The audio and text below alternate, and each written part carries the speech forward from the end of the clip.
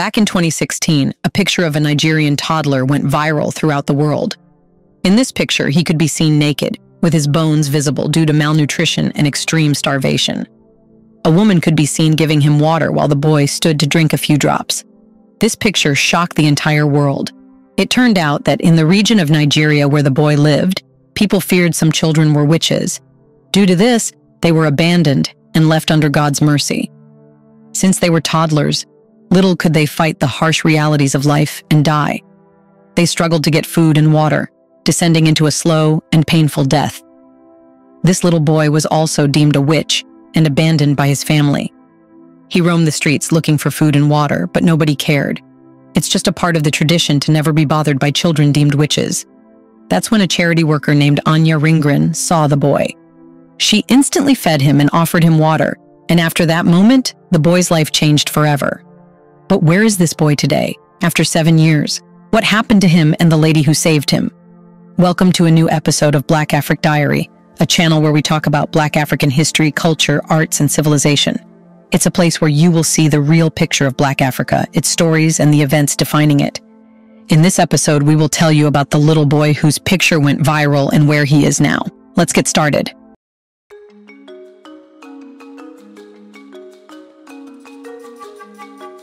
Although labeling a child as a witch is considered a criminal offense in Akwa Ibom State, where the young boy was discovered, this practice persists in some communities. Labeling children as witches in Africa, particularly in specific regions, constitutes a harmful and deeply troubling practice. This tradition involves accusing children of being witches or possessed by evil spirits, often linking misfortunes or challenges within a community to these children. Even if this is a crime, such accusations can result in severe consequences for the children, including abandonment, abuse, and at times, even violence. You should know that this practice is rooted in superstitions and a belief in witchcraft. In certain communities, when faced with adversity or unexplained events, people may attribute these occurrences to the presence of witches, often singling out vulnerable individuals, including children. Accusations of witchcraft are sometimes tied to social and economic challenges within communities. For instance, during difficult times for a family or when a community is grappling with hardships, children may be unfairly scapegoated as witches. Children accused of being witches often experience severe consequences. They may be abandoned by their families, subjected to abuse, or even forced out of their communities. This can lead to physical and psychological harm, impacting their well-being and future prospects. You should know that labeling children as witches is a criminal act in many jurisdictions, as it infringes upon the basic rights of the child. Governments and international organizations have condemned such practices, stressing the necessity to protect the rights and well-being of children. However, since the far-flung villages rarely follow strict laws, this practice bears the brunt for children. You should know that belief in witchcraft has global implications, and children accused of being witches often face social ostracization, abandonment by their families and communities, and in some instances, even murder. Also, this practice is not limited to Africa only. It has been observed in various parts of the world, including Europe.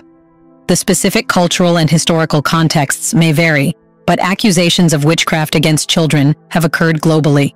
Europe has its own history of witch trials and persecutions, particularly during the medieval and early modern periods, where accusations of witchcraft were widespread, leading to trials, executions, and the stigmatization of individuals, including children. The European witch hunts, reaching their peak in the 16th and 17th centuries, involved widespread accusations of witchcraft, with both adults and children facing persecution based on suspicions of practicing witchcraft. Religious beliefs and cultural factors played a significant role in shaping perceptions of witchcraft in Europe, as the fear of the supernatural and religious doctrines contributed to identifying individuals, including children, as witches. European colonial powers carried their beliefs and practices, including the fear of witchcraft, to various parts of the world, perpetuating or intensifying local beliefs related to witchcraft accusations. This means that the practice of labeling children as witches in Africa finds its roots in Europe. Even in contemporary Europe, while not as prevalent as in historical periods, isolated cases of children being labeled as witches or accused of practicing witchcraft have been reported. The abandoned children, lacking any support, are at a high risk of succumbing to malnutrition. Additionally, they are denied access to education, as schools are reluctant to admit children suspected of witchcraft. Religious leaders in Nigeria frequently accuse young children of witchcraft, aiming to extract payment from their parents for exorcism services. Before we continue further, tell us, are you enjoying the video? If yes, please like and share the video and subscribe to our channel to watch more videos on Black Africa. Let's continue now. Unfortunately, many parents either lack the financial means to pay for such services or choose not to.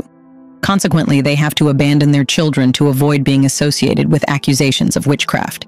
The parents of the boy in the photo were no exception, leaving their son on the street due to allegations of being a witch.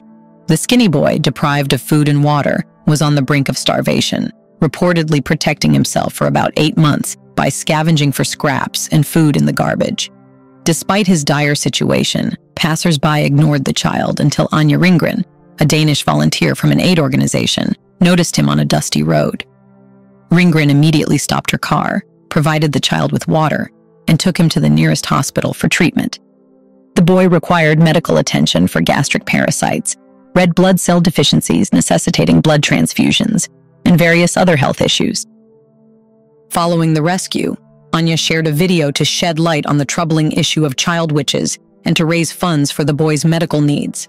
The images and video depicting the little boy's journey became a sensation, striking a chord with millions of viewers. His story became a source of inspiration, leading to donations surpassing $1 million for the African Children's Aid Education and Development Foundation, a nonprofit founded by Loven dedicated to rescuing Nigeria's children labeled as witches. In response to this overwhelming support, Anya made the heartfelt decision to adopt the boy, affectionately naming him Hope. She said that the day she cradled this sweet little boy in her arms for the first time, she was certain he wouldn't survive.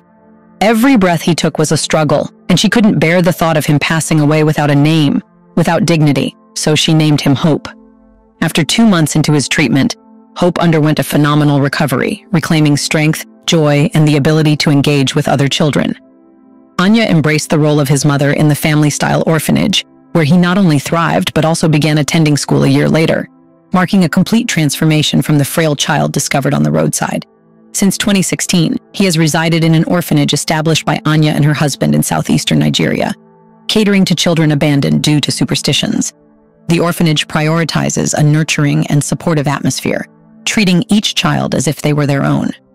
Anya, who is married to Nigerian man David, jointly oversees a help center for abandoned babies, providing essentials such as food, shelter, medical care, and education.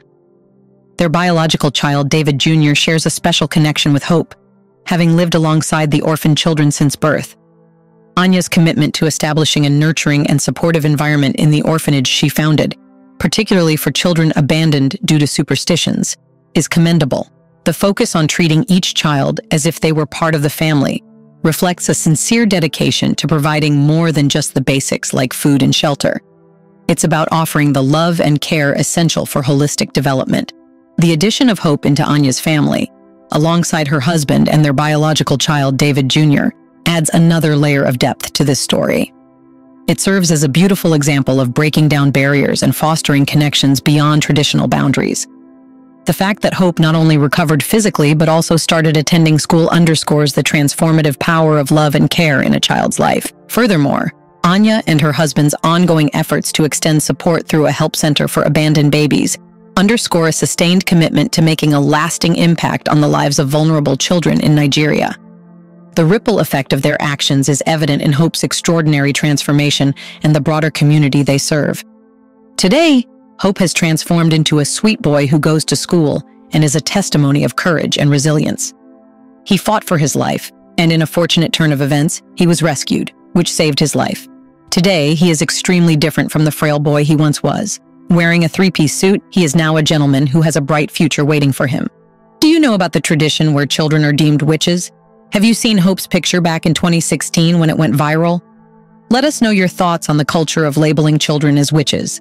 Do you want to watch more videos like this one? If yes, subscribe to our channel and press the bell icon next to it. We bring videos on Black Africa, its history, rich arts and culture, and things the world should know about. Thanks for watching, and until the next video, stay tuned.